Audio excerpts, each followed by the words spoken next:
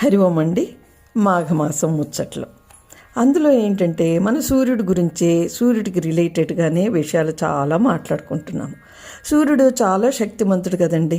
మనకి ప్రకృతికి కానీ మన శరీరానికి కానీ ఎన్నో రకాలుగా ఆయన ఒక ఆరోగ్య ప్రదాత, ప్రత్యక్ష దైవం. అదే ఆయన శక్తిని మనం బీజమంత్రంగా చదవగలిగితే అది గొప్ప వరం కదండి. మామూలుగా బీజం అంటే ఏంటండి? సీడ్, విత్తనం.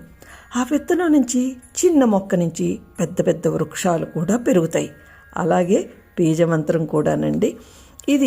ఈ బీజమంత్రం గురించి ఇంకొకసారి యోగా ద్వారా సూర్య నమస్కారాలు మనం చేస్తున్నప్పుడు వాటిని మనం ఎలా వాడుకుంటున్నాం అన్నది అప్పుడు దాని గురించి ముచ్చటించుకుందామండి.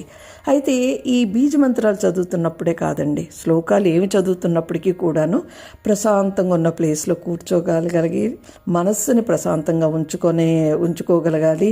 తర్వాత ప్రాణాయామ పద్ధతి తెలిస్తే సరే, అది రాదనుకోండి, సింప్లీ ఊపిరి పీల్చుకోండి, వదలండి, ఇన్హేల్ ఎక్సేల్ చేసుకోండి.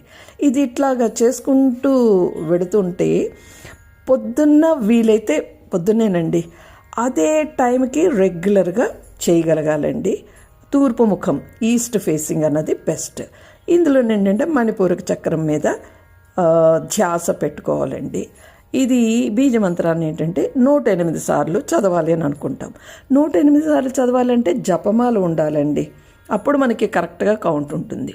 108 సార్లు చేయగలగాలి. అయితే ఇక్కడ పొద్దున్న లేవాలి, అదే ప్లేస్లో కూర్చోవాలి, అదే టైంలో చేయాలి, 108 సార్లు చేయాలి. ఇవన్నీ అందరికీ వీలవదండి. కానీ ఆ భక్తి, శ్రద్ధ అందరికీ ఉంటుంది. దాంతో ఏదైనా చెయ్యాలని అనుకున్నప్పుడు హ్యాపీగా మీకు పనులన్నీ అయిపోయిన తర్వాత ఒక ప్లేస్లో కొంచెం నీట్గా పెట్టుకోండి. మనసును మిగిలినవన్నీ కూడా చెయ్యండి. అదే టైంకి చేయగలుగుతున్నామో చేయలేకపోతున్నామో అనే మైండ్ సెట్లు ఏమీ వద్దండి. ఇక్కడ ఫైనల్గా ఏది చూసుకున్నా కూడాను భక్తి, శ్రద్ధ ఇవే మెయిన్ అండి. తర్వాత ఈ రూల్స్ ఇలాగ ఫాలో అయితే అది చాలా బెస్ట్ అనుకోండి.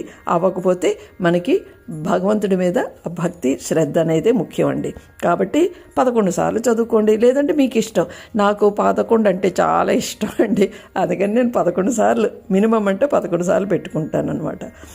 ఇప్పుడు మీకు ఇలాగా చేస్తుండడం వల్ల మనకి ఫిజికల్గా, మెంటల్గా కొన్ని లాభాలు ఉన్నాయండి. ఎనర్జీ లెవెల్స్ పెరుగుతాయి, కాన్ఫిడెన్స్ పెరుగుతుంది, ధైర్యం కూడా పెరుగుతుంది. తర్వాత డైజెషన్ అండి, మనకి హెల్త్ రిలేటెడ్గా ముందుకు ఏదైనా ఉందని మన డైజెషన్ అన్నది పర్ఫెక్ట్గా ఉండాలండి. సో డైజెషన్ బాగుంటుంది.